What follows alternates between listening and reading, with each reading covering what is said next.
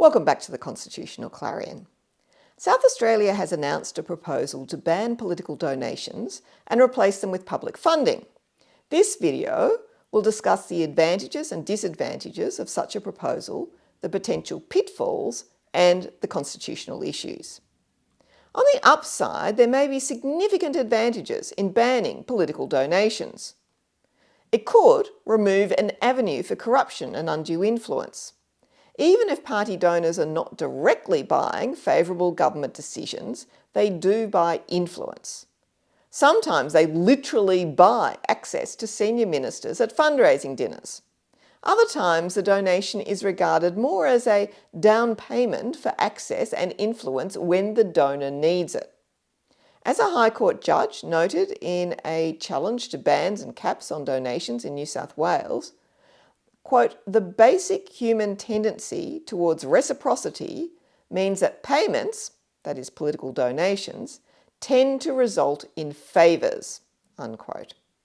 There are, of course, other ways of obtaining undue influence through lobbying, providing personal benefits to MPs, such as trips on private jets to elaborate parties, and promises of future post-parliamentary jobs.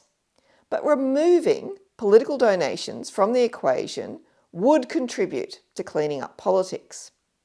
Second, it would give politicians and parties more time to focus on policy development, listening to constituents and serving their needs if they didn't have to spend so much of their time on fundraising. Third, it's likely that much better candidates would be attracted to politics if the job didn't involve debasing yourself by sucking up to rich, sometimes disreputable people to get political donations. Many people are just put off politics precisely because they couldn't bring themselves to do this. On the other side of the equation, there are risks in replacing political donations with full public funding. First, it removes a significant incentive for political parties to engage with the public and seek their support. If they suck at the teat of government for their financial support, political parties are even more likely to become bloated in their administration and out of touch with the community that they serve. That's why most jurisdictions, when confronted with this issue, instead cap political donations so that no one can obtain significant influence through large donations, but they maintain the incentive for parties to develop widespread support to gain lots of small donations. Second, full public funding of parties and candidates is an expensive burden ultimately paid by taxpayers. Even if it starts at a modest level, deals will be done, as all members of Parliament will have an interest in raising the amount paid to parties and candidates. Effectively, every member will have a conflict of interest when it comes to public funding, and the type of deals made could well give rise to risks of corruption. Third, full public funding is devilishly difficult to do in a way that's reasonable and fair. Taking into account the difficulties that new parties and independents have to get elected and the political incentives for existing parties to keep them out. There are also real difficulties in how you then deal with third-party campaigners to ensure that the law does not breach the Constitution. South Australia has wisely put its proposed law out for public consultation so it can be refined. That consultation period ends on the 11th of July 2024. But if the proposed law were to proceed in its current form, what would it do? Well, it would ban political donations to parties and candidates other than new entrants to the system, and it would provide them with public funding for both campaigning and for party administration. Importantly, it would also impose a cap on campaign spending by political parties and candidates in the period prior to state elections, and this is necessary in order to keep costs down. Political parties could also receive party membership fees of up to $100 per member. Now, this means that they could still get a financial benefit from having widespread public participation through party membership rather than through donations. Public funding would be given to parties for their administration in the period between elections. But as this funding, according to the proposed law, is to be calculated by reference to the seats won by the parties in the previous election, it necessarily favours governments, which ordinarily have the most MPs, over oppositions and minor parties. Now, this is problematic because most party costs will arise regardless of how many MPs a party has. In addition, while 50% of this funding must be used for administration, the rest may be used for electoral expenditure, effectively boosting the amount available to incumbent parties and favouring the party that won the most seats at the previous election. Independent MPs would also be given a smaller administrative assistance amount, which could be used for any purpose, including electioneering. New political parties and candidates would not get any of this support. Their only compensation would be their exemption from the ban on political donations so that they could raise donations capped at $2,700. As the cap is relatively low, the numbers of donors would have to be significant. In contrast, public funding for election campaigns is calculated according to how many first preference votes a party's candidates get in the election. There is a 4% threshold before public funding is available. But if a candidate, party or group gets over that threshold, then the amount, which is around $3, is paid per vote, that's first preference vote, that's been received. The problem, particularly for small parties and new entries, is that you don't know in advance how many first preference votes you'll get, and therefore whether you will get public funding at all or how much. So you can't know how much that you can spend in advance in reliance on public funding. Under the South Australian scheme, registered political parties can claim a portion of their election campaign funding in advance, calculated by reference to the first preference votes given to the party's endorsed candidates at the previous general election.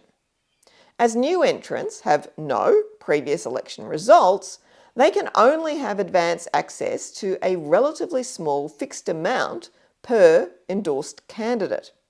But first, they have to find sufficient electors to support their request, and that is 100 for a House of Assembly candidate and 500 for a Legislative Council candidate. Now, while this makes sense to prevent public funding going to those people who run in elections despite having no real support at all in the community, the system is overall skewed to favour parties with existing members and a record of parliamentary achievement, and it therefore benefits incumbents over new entries. Now, is that a problem? Well, from a constitutional point of view, the answer is yes, it is. The High Court, in the Australian Capital Television case back in 1992, struck down the validity of a law concerning political advertising on the ground that it unfairly favoured incumbents. The law banned political advertising on electronic media except for free political announcements that were to be allocated amongst the parties and candidates. 90% of this free advertising time was allocated to parties with elected members based on their proportion of first preference votes at the previous election. Only 10% of the free airtime was allocated to new independent candidates. Now, this was insufficient to save the law from invalidity. Justice McHugh, for example, argued that one cannot seek to justify a law as levelling the playing field if it favours the sitting members and their political parties at the expense of the views of those who do not hold political power. The same argument would be relevant to any challenge to the South Australian scheme on the ground that it breached the constitutionally implied freedom of political communication. If the law is too skewed in favour of incumbents and impairs the ability of new entrants to communicate their policies adequately, it may well be treated by a court as not being for a legitimate purpose or for breaching the proportionality aspect of the relevant test. Another big problem with the South Australian scheme as currently proposed is how it treats third-party campaigners. Now, these are the people and organisations who are not themselves running for Parliament, but who wish to campaign on political issues. They may include environmentalists, charities, miners, welfare groups, business groups, trade unions, pubs and clubs, or even Indigenous bodies. If they spend more than a certain amount on political expenditure in the period prior to an election, then they need to register as third-party campaigners. Attempts to muzzle third-party campaigners, such as trade unions, from communicating their views during election campaigns have previously been struck down by the High Court in cases brought by Unions New South Wales.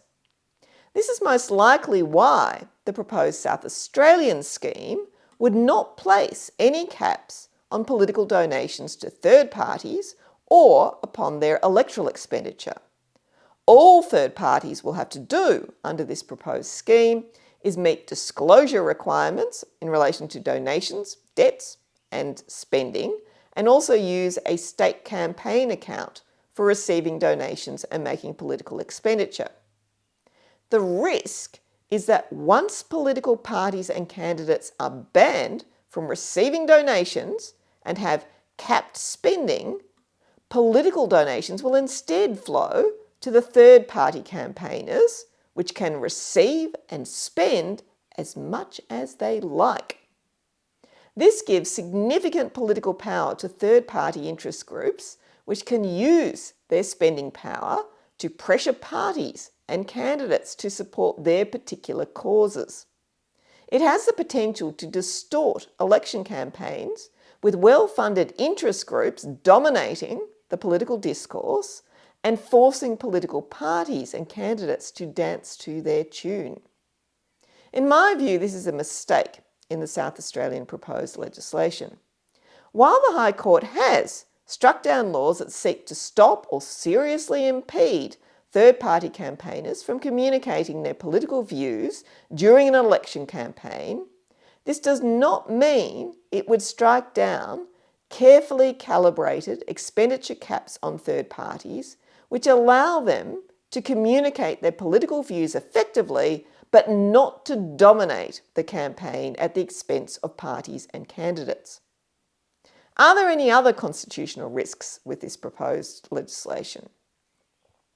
People often say that all corporations should be banned from making political donations and that only voters should be allowed to make donations. But such a law was enacted in New South Wales and was struck down by the High Court. There were a lot of different factors at play in that case, including aspects of political imbalance, but it does show how careful South Australia's Parliament will need to be in enacting laws that ban political donations altogether. Any law that has the effect of limiting political communications during elections, including by limiting the funding that pays for political advertising, is vulnerable to challenge for breaching the constitutionally implied freedom of political communication. But kudos to the South Australian government for having the ambition to try. One of the advantages of a federal system is that reform experiments can be undertaken by the states on a smaller scale so that the rest of the country can see whether they work and whether they should be adopted elsewhere. South Australia has a very proud history of electoral innovation, including votes for women and the secret ballot. If the South Australians pull this proposal off and do it well so that it survives High Court challenge, then it's something that may well be picked up by the rest of the country and benefit us all. But it really needs to be ultra careful to do it in a way that's fair and allows the free political communication of a diversity of views. Can they do it? Well, let's wait and see. Thank you for watching the Constitutional Clarion again, and as always, I look forward to seeing you again next time. Goodbye.